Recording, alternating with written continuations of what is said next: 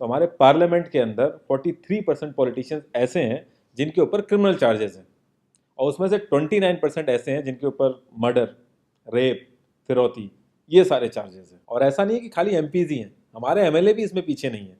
अगर मैं 2015 दिल्ली इलेक्शन की बात करूं तो उसमें 70 में से 43 नेता ऐसे जीत के आए थे जिनके ऊपर क्रिमिनल चार्जेस थे। और अगर करंट की बात करें तो 37 एमएलए ऐसे हैं जिनके ऊपर क्रिमिनल चार्जेस हैं। और ये ऐसा नहीं है कि किसी ने आरोप लगा दिया या एफआईआर है, ये वो चार्जेस हैं जो सुप्रीम कोर्ट के अंदर फ्रेम हो चुके हैं। मतलब पुलिस गई है वहाँ पे, उसको एविडेंस कंफर्म हुए हैं, आई विटनेसेस मिले हैं, ये वो चार्जेस हैं। ये प्रॉब्लम तो बहुत ही छोटी सी है कि पार्टीज क्रिमिनल्स को टिकट ना दें और लोग क्रिमिनल्स को वोट ना दें, लेकिन इस छोटी सी प्रॉब्लम के लिए 1999 से लड़ाई चल रही है और अभी तक इसका सोल्यूशन नहीं हुआ है। 1999 में एसोसिएशन फॉर डेमोक्रेटिक रिफॉर्म, जिसे एडीआर नाम से ज़्यादा जानते हैं लोग, इन्होंने जो भी क्रिमिनल्स हैं पॉलिटिक्स में, इनके लिए एक पीआईएल डाली दिल्ली हाई कोर्ट में, और दिल्ली हाई कोर्ट ने उसको एक्सेप्ट भी कर लिया। जब दिल्ली हाई कोर्ट ने ये पीआईएल एक्सेप्ट की थी तो ये चीज़ वहीं ख़त्म हो गई थी। ये जो नेता जिन्हें हम जिता के लाते हैं ना, ये सब लोगों ने मिल के उस पीआईएल के अगेंस्ट में सुप्रीम कोर्ट में अपील कर दी। जब सुप्रीम कोर्ट से भी इनकी अपील खारिज हो गई तो हमें वो देखने को मिला जो हमने कभी नहीं देखा था, ये सारी पार्टियां एक हो गई। जब हमारे देश की सिक्योरिटी की बात आती है, उरी अटैक हो गया, बालाकोट हो गया, या हमले वाली सिचुएशन बनती है, तब भी ये पार्टियां एक नहीं होती। लेकिन इस चीज़ के लिए ये सारी पार्टियां एक हो गई थी, और ये सारी चीज़ें एक ही जगह आके फंस जाती हैं। इंडिया के कानून के हिसाब से जब तक किसी भी आदमी के ऊपर फाइनल जजमेंट नहीं आता तब तक वो बेकसूर है, और उसी चीज़ का फ़ायदा उठता है। अगर कोई आईएएस पीसीएस की तैयारी कर रहा है और उसके ऊपर क्रिमिनल चार्जेस हैं तो उसे ऑफर लेटर नहीं मिलेगा, यहाँ तक कि क्लर्क की जॉब के लिए उसको दिक्कत आ जाएगी। लाखों कैदी ऐसे हैं जिन पर अभी जजमेंट नहीं आया है, जो अंडर ट्रायल है, उनको जेल में डाल रखा है। तो ये सारी चीज़ें जो एप्लीकेबल होती हैं सिर्फ पॉलिटिशियंस के लिए होती हैं, बाकी किसी के लिए नहीं। इतने बड़े सांसदीय क्षेत्र में पार्टियों के लिए इतना मुश्किल हो जा रहा है ऐसा कैंडिडेट ढूंढना जिसका कोई क्रिमिनल रिकॉर्ड ना हो। एडीआर की रिसर्च के हिसाब से क्रिमिनल कैंडिडेट के चांसेस 3 गुना ज़्यादा होते हैं जीतने के क्लीन कैंडिडेट के मुकाबले। एक क्रिमिनल कैंडिडेट मनी और मसल पावर का परफेक्ट कॉम्बो बन जाता है। पार्टी के लिए फंडिंग इकट्ठी करनी हो, self financing, black money, campaigning के लिए फाइनेंस इकट्ठा करना हो, हर एक चीज़ में माहिर होते हैं। इसलिए पॉलिटिकल पार्टीज की ये पहली पसंद बन जाती है। पहले लोग इतनी डिमांड में नहीं थे, पहले वही भीड़ इकट्ठी करना, बूथ कैप्चरिंग, इन्हीं सब चीज़ों तक ये लोग लिमिटेड थे।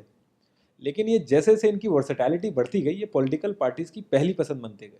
यार पार्टीज की मजबूरी तो समझ में आती है, लेकिन कास्ट और सिस्टम फेलियर की वजह से लोगों की भी मजबूरी बन जाती है इनको वोट देना। आज की डेट में यार एफआईआर करने के लिए भी आपको जुगाड़ की जरूरत होती है, लेकिन वहीं अगर आप अपनी कास्ट वाले नेता के पास जाओगे तो आपका काम हो जाएगा, थोड़ा बहुत आपका हिसाब किताब देखेगा, आपका काम कर देगा वो। तो ये जो सिस्टम कमज़ोर है ये मजबूर करता है लोगों को इन लोगों को वोट देने के लिए, और ये लोग पूरा ध्यान रखते हैं कि ये सिस्टम कभी स्ट्रांग ना हो। अगर तुम क्लोजली ऑब्जर्व करो तो हर नेता यही तो समझाने की कोशिश कर रहा है कि सिस्टम सारा खराब है, सिस्टम में ये कमियां हैं और मैं तुम्हें इस सिस्टम से बचा लूंगा।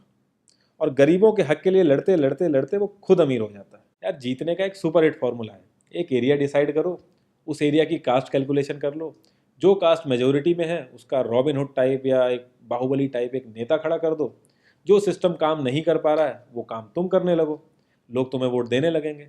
इन केस अगर कोई ज़्यादा होशियार बन रहा है या लोगों में ज़्यादा समझ आ गई है तो एक छोटा सा दंगा करा दो, लोगों की मजबूरी बन जाएगा तुम्हें वोट करना। Centre for media studies CMS, इसके हिसाब से लास्ट लोकसभा जो 2019 का था उसमें 50,000 करोड़ से भी ज़्यादा पैसा इन्वॉल्व था। पूरे वर्ल्ड में इंडिया सबसे ज़्यादा पैसा खर्च करता है इलेक्शन में, यूएसए से भी ज़्यादा। तो यार तुम्हें क्या लगता है इतना पैसा खर्च करके कोई जब आएगा तो वो रिटर्न ऑफ इन्वेस्टमेंट नहीं देखेगा? ऐसे ये सारी पार्टीज आपस में कितना लड़ती रहती हैं, कितने वैचारिक मतभेद हैं इनके आपस में, लेकिन जब भी ट्रांसपेरेंसी इन पार्टी फंडिंग की बात आती है ये सब लोग एक जैसा राग अलापते हैं। ये लोग कभी भी पार्टी फंडिंग में ट्रांसपेरेंसी आने ही नहीं देंगे। एक बार जब ये लोग पावर में आते हैं ना तो पूरा का पूरा सिस्टम इनके हिसाब से चलता है, और जो पुलिस वाले इनके हिसाब से नहीं चलते ना उनका ट्रांसफर हो जाता है। 144 पुलिस ऑफिसर्स 1 लाख लोगों की सिक्योरिटी देख रहे हैं, और जब हमारे नेताओं की बात आती है तो 47,000 पुलिस वाले 14,842 नेताओं को सिक्योरिटी दे रहे हैं।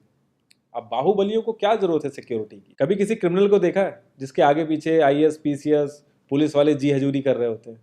बहुत ही वर्स्ट सीन होता है वो। हर साल रिपोर्ट्स आती हैं कि 75% से भी ज़्यादा लोगों को पुलिस पे भरोसा ही नहीं है। इंडिया एक लौती ऐसी जगह है जहाँ पे पुलिस को देख के इंसान सेफ फील करने की बजाय डरता है। एक 15 साल के बच्चे तक को पता है कि आईपीएल में सट्टा लगाने के लिए किसके पास जाना है, लेकिन हमारी पुलिस को नहीं पता। और ये सारा सिस्टम, ये जो वीक सिस्टम है, हमारे नेताओं को बहुत सूट करता है, क्योंकि जिस दिन ये स्ट्रांग हो गया तो इन सब की दुकानें बंद हो जाएंगी। इंडिया की 65% आबादी 35 की एज से नीचे है। जो हमारा लोकसभा है उसकी एवरेज एज है 54 और राज्यसभा की एज 63.5 है।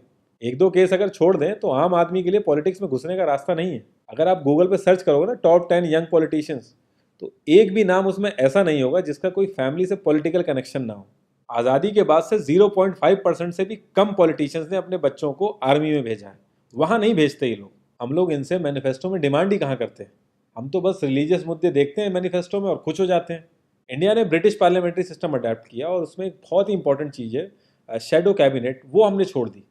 इसके बारे में बहुत ही कम लोगों को पता है और ये लोग हमें पता लगने भी नहीं देते। तो इसमें होता यह है कि अगर मैं फाइनेंस मिनिस्ट्री का ही एग्जाम्पल लूँ तो जो भी रूलिंग पार्टी का फाइनेंस मिनिस्टर है उसके पैरेलली एक ऑपोजिशन का भी फाइनेंस मिनिस्टर असाइन हो जाएगा और जो रूलिंग पार्टी का फाइनेंस मिनिस्टर है उसकी एक्टिविटीज़ को ऑपोजिशन का फाइनेंस मिनिस्टर लोगों तक पहुंचाएगा।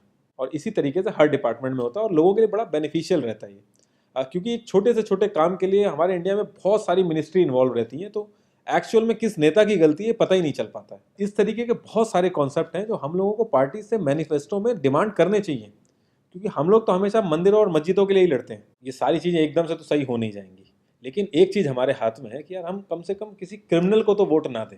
और ऐसा तो होता नहीं कि सारे के सारे लाइन से क्रिमिनल ही खड़े हो जाते हैं। हमें बस इतना करना है कि जो भी कैंडिडेट क्रिमिनल है हमें बस उसे वोट नहीं देना है, भले ही वो हमारी फेवरेट पार्टी का हो, भले ही वो हमारी कास्ट का हो। बस एक दो बार हमें ऐसे करना है, फिर इन लोगों को टिकट ही मिलना बंद हो जाएगा पार्टियों से। जितनी रिसर्च हम अपना मोबाइल फ़ोन खरीदने में करते हैं ना, उसकी 10% रिसर्च भी अगर हमने अपने कैंडिडेट के बारे में कर ली तो ये क्रिमिनल जितने भी हैं पार्लियामेंट में नहीं दिखेंगे, ये वहीं दिखेंगे जहाँ इनको होना चाहिए। लास्ट में एक ही क्वेश्चन पे मैं इस कॉन्वर्सेशन को एंड करूँगा कि पॉलिटिक्स अगर समाज सेवा है तो सैलरी क्यों, और अगर नौकरी है तो एग्ज़ाम और क्वालिफिकेशन क्यों नहीं।